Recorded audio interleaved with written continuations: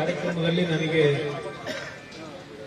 ಸಾರಮೇಶ್ ಅವರು ಏನಿವತ್ತು ಅರಕಲಗೂಡು, ಸಕಲೇಶಪುರ ಮತ್ತು ಗುಂಡ್ಲುಪೇಟೆ ಕಾರ್ಯಕ್ರಮಕ್ಕೆ ಹೋಗ್ತಾ ಇದ್ದೆ. ಇದರ ಮಧ್ಯದಲ್ಲಿ ಇದು ಕೊನೆಯ ಒಂದು ವಾರ ದಿವಸ ನಮ್ಮ ಈಗಿನ ಹಾಲು ನಿರ್ದೇಶಕರುಗಳೇನಿದ್ದಾರೆ ಈ ಸಾಲಿಗ್ರಾಮದಲ್ಲಿ ಕೊನೆಯ ಒಂದು ಹಂತದಲ್ಲಿದ್ದಾರೆ. ಈಗ ಒಂದು ಅವಧಿ ಮುಗಿತಕ್ಕಂಥದ್ದು. ಅದಕ್ಕಿಂತ ಮುಂಚೆ ನೀವು ಬಂದು ಒಂದು ಉದ್ಘಾಟನಾ ಕಾರ್ಯಕ್ರಮದಲ್ಲಿ ಭಾಗವಹಿಸಬೇಕು ಅಂತ ಹೇಳಿ ಅವ್ರಿಗೇನೋ ನನಗೆ ಆಹ್ವಾನ ನೀಡಿದ್ರು. ಅದರ ಹಿನ್ನೆಲೆಯಲ್ಲಿ ಸಾರಮೇಶ್ ಅವರ ಒತ್ತಡದ ಮೇಲೆ ಬರಬೇಕಾಯ್ತು. ಅವ್ರ ಮೇಲೆ ಇಟ್ಟಿರ್ತಕ್ಕಂಥ ಒತ್ತಡ ಅನ್ನೋದಕ್ಕಿಂತ ಇಟ್ಟಿರ್ತಕ್ಕಂಥ ಪ್ರೀತಿ ಮೇಲೆ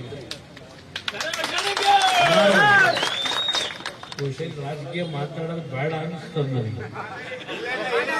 ಆದ್ರೆ ಒಂದು ನಮ್ಮ ಬಹಳ ಜನ ಹಿರಿಯರಿದ್ದೀರಿ, ಇವತ್ತು ಡೈರಿ ಬಗ್ಗೆ ನಾನು ಚರ್ಚೆ ಮಾಡೋದಾದ್ರೆ ಕರ್ನಾಟಕದಲ್ಲಿ ಇವತ್ತು ಗುಜರಾತ್ನಲ್ಲಿರ್ತಕ್ಕಂಥ ಅಮೂಲ್ ಏನಿದೆ ಆ ಸಂಸ್ಥೆಗೆ ಸರಿಸಮನಾಗಿ ಕರ್ನಾಟಕ ರಾಜ್ಯದಲ್ಲಿ ಹಾಲು ಉತ್ಪಾದನೆಯನ್ನ ಮಾಡತಕ್ಕಂಥ ಒಂದು ಗುರಿ ಇವತ್ತು ನಾವೇನು ತಲುಪಿದ್ದೇವೆ ಅಂದ್ರೆ ಅದಕ್ಕೆ ಮೂಲ ಸನ್ಮಾನ್ಯ ದೇವೇಗೌಡರು ಮತ್ತು ರೇವಣ್ಣವರು ಅನ್ನೋದನ್ನ ಈ ಸಂದರ್ಭದಲ್ಲಿ ಅವರು ಹಿಂದೆ 1990-92ರಲ್ಲಿ 30 ವರ್ಷಗಳ ಹಿಂದೆ ನಮ್ಮ ರಾಜ್ಯದ ಹಾಲು ಉತ್ಪಾದಕರ ಅಧ್ಯಕ್ಷರಾಗಿ ಏನು ಆಯ್ಕೆಯಾದರು.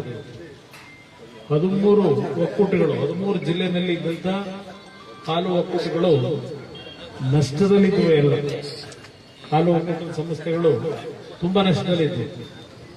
ಅದು ಎಲ್ಲದಕ್ಕೂ ಆರ್ಥಿಕ ಶಕ್ತಿಯನ್ನು ತುಂಬತಕ್ಕಂಥ ಕೆಲಸದಲ್ಲಿ ರೇವಣ್ಣ ಅವರ ಕೊಡುಗೆ ಅಪಾರ ಇದೆ. ಈಗೆಲ್ಲ ಬರ್ತಾರೆ, ಮಾತನಾಡ್ತಾರೆ. ಆದರೆ ಅವತ್ತಿನ ಅಂತ ಒಂದು ಕೆಟ್ಟ ಪರಿಸ್ಥಿತಿನಲ್ಲಿ ರೇವಣ್ಣ ಅವರು ಕೆಲವು ಕಟ್ಟುನಿಟ್ಟಿನ ನಿರ್ಧಾರ ಮಾಡಿದ್ರಿಂದ, ಜೊತೆಗೆ ದೇವೇಗೌಡರು ಪ್ರಧಾನಮಂತ್ರಿಗಳಿದ್ದಾಗ ವಿಶೇಷವಾದಂತಹ ಅನುದಾನಗಳನ್ನ ನಮ್ಮ ರಾಜ್ಯಕ್ಕೆ ಅವರು ಕೊಡ್ತಕ್ಕಂಥ ನಿರ್ಧಾರ ಮಾಡಿದ್ರಿಂದ ಇವತ್ತು ಗ್ರಾಮೀಣ ಪ್ರದೇಶದಲ್ಲಿ ನಮ್ಮ ತಾಯಂದಿರು, ನಮ್ಮ ರೈತ ಬಂಧುಗಳು ಒಂದು 2 ಹಸು ಸಾಕಿ ಕುಟುಂಬದಲ್ಲಿ ಒಂದು ಆರ್ಥಿಕವಾಗಿ ಒಂದು ಗೌರವಯುತವಾದಂತಹ ಬದುಕನ್ನ ಕಾಡ್ಲಿಕ್ಕೆ ಸಾಧ್ಯ ಆಗಿದೆ. ಇವತ್ತು ಭೂಮಿನಲ್ಲಿ ಬೆಳೆಯತಕ್ಕಂಥ ಬೆಳೆಯನ್ನು ನಂಬಿ ನಾವು ಬದುಕಲಿಕ್ಕೆ ಸಾಧ್ಯ ಆಗದೆ ಇರತಕ್ಕಂಥ ಪರಿಸ್ಥಿತಿಗಳು ನೋಡ್ತಾ ಇದ್ದೇವೆ. MSP ದರ ಅಂತಕ್ಕಂಥದ್ದು ನಾವು ಸರ್ಕಾರದಲ್ಲಿ ನಿಗದಿ ಮಾಡ್ತೀವಿ. ಅದರ ಖರೀದಿ ಕೇಂದ್ರಗಳನ್ನ ಸೂಕ್ತವಾದ ಸಂದರ್ಭದಲ್ಲಿ ಪ್ರಾರಂಭ ಮಾಡದೆ ಮಧ್ಯವರ್ತಿಗಳು, ಅದರಲ್ಲೂ ರೈತರಿಗೆ ಅನ್ಯಾಯ ಮಾಡತಕ್ಕಂಥದ್ದು ನಾನು ಹಲವಾರು ವಿಷಯಗಳನ್ನು ಗಮನಿಸಿದ್ದೇನೆ. ಇವತ್ತಿನ ಈ ಒಂದು ಕಾರ್ಯಕ್ರಮದಲ್ಲಿ ಇವತ್ತು ರಾಜ್ಯದಲ್ಲಿ ಯಾವ ರೀತಿ ನಡೀತಾ ಇದೆ ಪರಿಸ್ಥಿತಿಗಳು ನೋಡ್ತಾ ಇದ್ದೀವಿ. ಒಂದ್ ಕಡೆ ನಿರುದ್ಯೋಗದ ಸಮಸ್ಯೆಗಳು, ಯುವಕರಿಗೆ ಉದ್ಯೋಗ ಇಲ್ಲ. ಸರ್ಕಾರ ಯುವನಿಧಿ ಕಾರ್ಯಕ್ರಮ ಕೊಡ್ತಿದೀವಿ ಅಂತಾರೆ. ಅದು ಯಾರಿಗೆ ಕೊಟ್ಟಿದ್ದಾರೋ ದುಡ್ಡನ್ನ ಗೊತ್ತಿಲ್ಲ. ಎಷ್ಟು ಜನಕ್ಕೆ ಕೊಟ್ಟಿದ್ದಾರೋ ಅಂತಕ್ಕಂಥ ಮಾಹಿತಿಗಳು ಇಲ್ಲ. ಈಗಾಗಲೇ ನೋಡಿದೀವಿ, ಧಾರವಾಡದಲ್ಲಿ ಕಳೆದ 2-3 ದಿನದಲ್ಲಿ ಸಾವಿರಾರು ಯುವಕರು ವಿಧಾನಸೌಧಕ್ಕೆ ಮುಖ್ಯ ಆಗ್ತಕ್ಕಂಥ ಕೆಲಸ ಮಾಡ್ತೀವಿ ಅಂತ ಹೇಳಿದ್ದಾರೆ. ಸರ್ಕಾರದಲ್ಲಿ ಸುಮಾರು 2.5 ಲಕ್ಷ ಉದ್ಯೋಗ ಖಾಲಿ ಇಟ್ಕೊಂಡಿದ್ದಾರೆ. ನಮ್ಮ ಶಿಕ್ಷಣ ಇಲಾಖೆ ಒಂದರಲ್ಲೇ ಸುಮಾರು 76,000 ಉದ್ಯೋಗ ಖಾಲಿ ಇದೆ. ಟೀಚರ್ಗಳನ್ನು ಆಯ್ಕೆ ಮಾಡಬೇಕಾಗಿದೆ. 2006-07 ನಾನು ಆಕಸ್ಮಿಕವಾಗಿ ಮುಖ್ಯಮಂತ್ರಿ ಆದಾಗ ಸುಮಾರು 56,000 ಟೀಚರ್ಗಳನ್ನ, ಲೆಕ್ಚರ್ಗಳನ್ನ ನೇಮಕ ಮಾಡಬಹುದು ನಾನು ಸ್ಮರಿಸ್ಕೊತೀನಿ. ಆ ಸಂದರ್ಭದಲ್ಲಿ ಏನು ಒಂದು ನಾವು ಹೊಸದಾಗಿ first grade college, junior college, ಹೈಸ್ಕೂಲ್ಗಳ ಪ್ರಾರಂಭ ಮಾಡೋದು 56,000 ಜನಕ್ಕೆ ಉದ್ಯೋಗ ಕೊಟ್ಟು ಹೆಣ್ಮಕ್ಳು 50% ತಗೊಂಡು, ಅದಾದ ನಂತರ ಅಂತ ದೊಡ್ಡ ಮಟ್ಟದಲ್ಲಿ ರಾಜ್ಯದಲ್ಲಿ 2006 ನಂತರ ನಾವು ಉದ್ಯೋಗವನ್ನು ಕೊಡ್ತಕ್ಕಂಥದ್ರಲ್ಲಿ ಹಿಂದೆ ಉಳಿದಿದ್ದೇವೆ. ನಮ್ಮ ಕಾಲದಲ್ಲಿ 2006-07 ಕೃಷಿ ಇಲಾಖೆಗೆ, ಅರಣ್ಯ ಇಲಾಖೆಯಲ್ಲಿ ಇಂಜಿನಿಯರ್ಗಳನ್ನ ನೇಮಕ ಮಾಡತಕ್ಕಂಥದ್ರಲ್ಲಿ ನಾವು ಹಲವಾರು ನಿರ್ಧಾರಗಳನ್ನು ಮಾಡಿದ್ವಿ. ಇವತ್ತು ಕಂಪ್ಯೂಟರ್ ಇಂಜಿನಿಯರ್ಗಳು, ಮೆಕ್ಯಾನಿಕಲ್ ಇಂಜಿನಿಯರ್ಗಳು, ಸಿವಿಲ್ ಇಂಜಿನಿಯರ್ಸ್ ಸಾಲ ಮಾಡಿ ಓದಿಸಿರ್ತೀವಿ ಹಳ್ಳಿ ಮಕ್ಕಳು. ಇವತ್ತು ಉದ್ಯೋಗ ಇಲ್ಲದೆ ಅಲಿತಾ ಇರ್ತಕ್ಕಂಥದ್ದನ್ನು ನಾನು ಸ್ವತಃ ನೋಡ್ತಾ ಇದ್ದೆ. ನನ್ನ ಹತ್ರನೇ ಒಂದು 3-4 ಸಾವಿರ BE ಕಂಪ್ಯೂಟರ್ ಮಾಡಿರ್ತಕ್ಕಂಥ ಕುಟುಂಬದ ಮಕ್ಕಳು ನನಗೆ ಅರ್ಜಿ ಕೊಟ್ಟಿರ್ತಕ್ಕಂಥದ್ದು. ನಾನೇನು ಪ್ರತಿನಿತ್ಯ ಈ ಉದ್ಯೋಗದ ವಿಷಯದಲ್ಲಿ ತಲೆ ಕೆಡಿಸಿಕೊಂಡು ಕೆಲಸ ಮಾಡಬೇಕಾಗಿದೆ.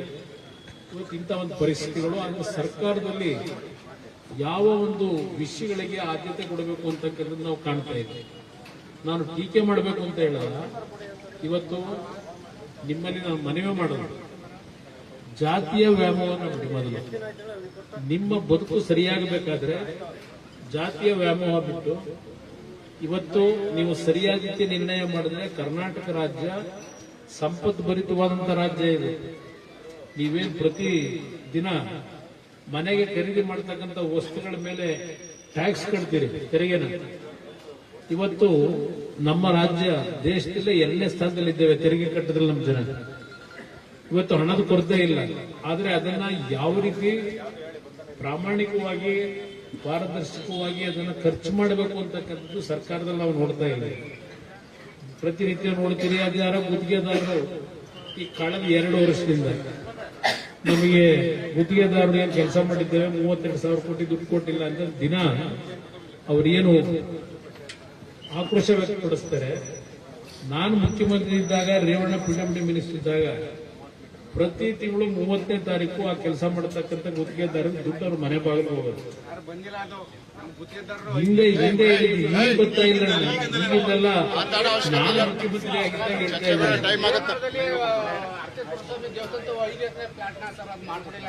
ಭೂಸ್ವಾಧೀನ ಅಲ್ಲಿ ಲೋಕಲ್ ಮಾಡ್ಬೇಕಾದ್ರೆ.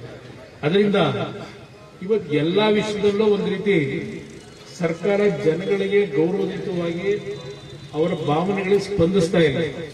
ನಾನು ಯಾರನ್ನೂ ಟೀಕೆ ಮಾಡ್ಲಿಕ್ಕೆ ಹೋಗಲ್ಲ, ಆದರೆ ನಾನು ನಿಮ್ಮಲ್ಲಿ ಮನವಿ ಮಾಡೋದು, ನಿಮ್ಮ ಬದುಕು ಸರಿಯಾಗಬೇಕಾದ್ರೆ ಹಳ್ಳಿಗಳಲ್ಲಿ ಇರ್ತಕ್ಕಂಥ ಸಮಸ್ಯೆಗಳಿಗೆ ಪರಿಹಾರ ದೊರಕಬೇಕಾದ್ರೆ ಸಾರಾಮಹೇಶ್ ಅಂತ ವ್ಯಕ್ತಿನ ನೀವು ಸೋಲಿಸಿದ್ರೆ ಸಾಲಿಗ್ರಾಮದಲ್ಲಿ, ಸಾಲಿಗ್ರಾಮ ಕೇರನಗರದಲ್ಲಿ ಎಲ್ಲಾದ್ರೂ ಉಂಟಾ ಯೋಚನೆ ಮಾಡಿದ್ದೀವಿ. ನಾನು ಎಲ್ಲಾ ಸಮಾಜದವ್ರಿಗೆ ಹೇಳ್ತೀನಿ, ನನ್ನ ಜಾತಿ ಇಲ್ಲ, ನನಗೆ ನನ್ನ ಒಕ್ಕಲಿಗರು ನೀವು ಬೆಳೆಸಿರಬಹುದು, ದೇವರನ್ನು ಬೆಳೆಸಿರಬಹುದು, ಆದರೆ ನಾವು ಎಂದೂ ಸಹ ಜಾತಿಯ ಹೆಸರಿನಲ್ಲಿ ಯಾವುದೇ ಸಣ್ಣ ಪುಟ್ಟ ಜಾತಿಗಳಿಗೂ ಅನ್ಯಾಯ ಮಾಡಿಲ್ಲ, ಎಲ್ಲರನ್ನೂ ಗೌರವಿಸಬೇಕು ಕಂಡಿದ್ದೀವಿ.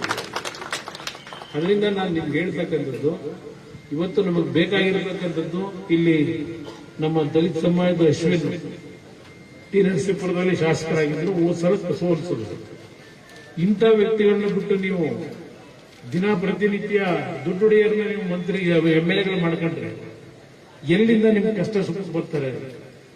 ಕೈ ಜೋಡಿಸಿ ಮನವಿ ಮಾಡ್ತೇನೆ. ನಾನು ಮುಖ್ಯಮಂತ್ರಿ ಆಗೋದಕ್ಕೆ ಎಲ್ಲ ಇಲ್ಲಿ ಬಾಬಾ ಕೂಗ್ರಿ, ಹೋದ ಕಡೆ ಎಲ್ಲ ಕೂಗ್ತಾರೆ. ಗುಂಡ್ಲಪೇಟೆ ಹೋದೆ, ಅಲ್ಲಿ ನಮ್ಮ ಒಕ್ಕಲಿಗರಿಲ್ಲ, ಅಲ್ಲೂ ಬೆಳಗ್ಗೆ 9 ಗಂಟೆಗೆ ಜನ ಸೇರಿದ್ರು, ಅಲ್ಲೂ ಕೂಗ್ತಾರೆ. ಆದ್ರೆ ಓಟ್ ಹಾಕ್ಬೇಕಾದ್ರೆ ಕುಮಾರಸ್ವಾಮಿ ಮರ್ತೆ ಬಿಡ್ತಾರೆ. ಇದು ಬಂದಿರೋ ಸಮಸ್ಯೆ. ಈಗ ಸಾಲ ಮನ್ನಾ ಯಾವ ರಾಜ್ಯದಲ್ಲಿ ಮಾಡಿದ್ರು, ಎಲ್ಲಿಗೆ ದುಡ್ಡು ಮಾಡಕ್ಕೆ ಮಾಡಿ ತೋರಿಸ್ತಿಲ್ವಾ? ನಾನೇ ನಿಮ್ಮಲ್ಲಿ ತೆರಿಗೆ ಹೆಚ್ಚಿನ ತೆರಿಗೆ ಹಾಕ್ಬಿಟ್ಟು ಸಾಲ ಮನ್ನಾ ಮಾಡಿದ್ದಲ್ಲ.